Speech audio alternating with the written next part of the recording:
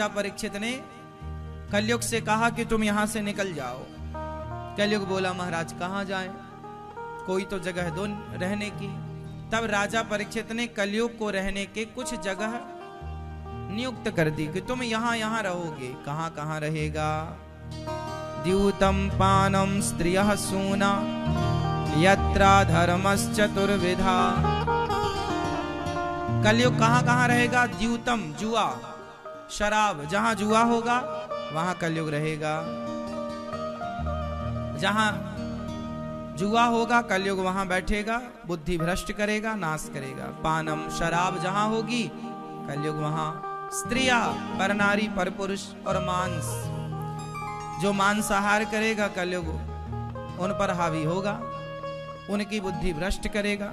और जो बेईमानी से कमाया हुआ धन रखेंगे कलयुग उन्हें भी प्रभावित करेगा। लेकिन जो भगवान की सेवा में है, गौ माता की सेवा में है, भगवान के भक्तों की सेवा में है, संतों की सेवा में है, एकांत में बैठ के भगवत चिंतन कर रहे हैं, कलयुग उनका कुछ भी नहीं बिगाड़ेगा। क्या करेगा?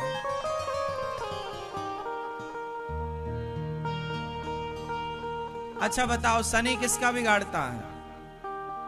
शनि लोग नहीं कहते महाराज जी हम पर तो शनि की 7.5 है। शनि किसका बिगाड़ सकते हैं? हाँ, एक आदमी बोला महाराज जी शनि बहुत है हमारे ऊपर। तो किसी ने कहा कि तुम पर शनि है तो एक काम करो, कुछ ब्राह्मणों को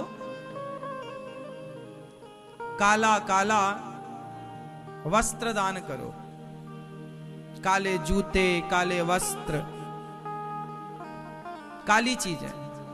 उसने कहा महाराज हम इतने बड़े आदमी थोड़ी हैं कि हम वस्त्र दान कर सकें, काली वस्तु। अच्छा तुम गरीब हो? हाँ। अच्छा एक काम करो फिर, तुम काली वस्तु, एक काम करो, काला काला वो आता है ना काला धागा, तुम जाओ और काला धागा खरीद के लाओ और दान कर दो काला, तो तुम्हारा शनि ठीक हो जाएगा। अरे महाराज हमारे पास इतना पैसा कहां कि हम धागा ला सकें। अब उसने कहा कि हमारे पास तो धागा लाने को 5 रुपए भी नहीं है। तो पंडित जी ने कहा शनि फिर तुम्हारा क्या बिगाड़ेगा जब कुछ है ही नहीं बिगड़ने के लिए। भाई शनि उन्हीं का तो बिगाड़ेगा जिसके पास कुछ हो बिगड़ने के लिए। अब तुम्हारा तो धागा खरीदने की ताकत नहीं है, तो शनि चिंता ना करो, शनि तुम्हारा कुछ नहीं बिगाड़ सकता। तो शनि ग्रह नक्षत्र उन्हीं का बिगाड़ते हैं कुछ, कलयुग उन्हीं का बिगाड़ता है कुछ, जो हो और जो भगवान की शरण में है। अच्छा देखो, आप क्या कहते हो ये पैसा मेरा, यदि आपने कहा कि ये पैसा मेरा, ये घर मेरा, तो शनि कलयुग बिगाड़ देगा आपका। अच्छा तुम्हारा है ये लो।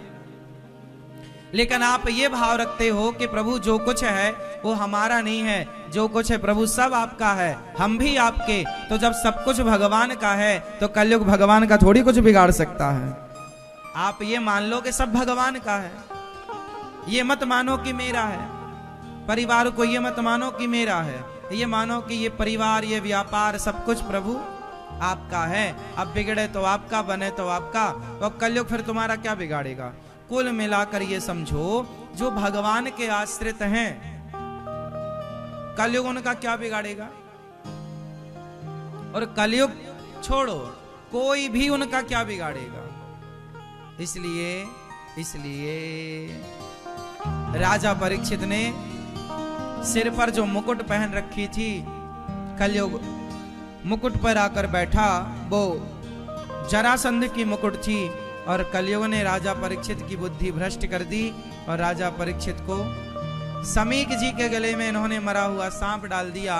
तब श्रृंगी जी ने श्राप दे दिया, इति लंघित मर्यादम तक्षकः सप्तमे हनि। आज से तक्षक तुम्हें डसेगा और तुम्हारी मृत्यु हो जाए। आज से 7वें दिन तक्षक तुम्हें डसेगा और तुम्हारी मृत्यु हो जाएगी। अब राजा परीक्षित को देखो, 7 दिन में मरने का श्राप लगा। 7 दिन में मरना है परीक्षित जी को। राजा परीक्षित को जब पता चला कि मरना है, तब इनकी आंखें खुली और परिवार से मन हटाया और पुत्र को राजा बना करके तुरंत घर से निकल गए। जब आदमी को पता लग जाता है कि मैं मरने वाला हूं, तब आंखें खुल जाती हैं। इसलिए हम तो कहते हैं कि आप ये मान लो कि आप मरने वाले हो। आप में से कितने लोग मरने वाले हैं? हम सब मरने वाले हैं। क्यों जी? गई बहुत थोड़ी रही, नारायण अवचेत, काल चिरैया चुग रही, निस दिन आयु खेत। बहुत चली गई, अब बची कितनी। इसलिए हम तो कहते हैं कि देखो, अपनी मृत्यु को ना रोज याद करो।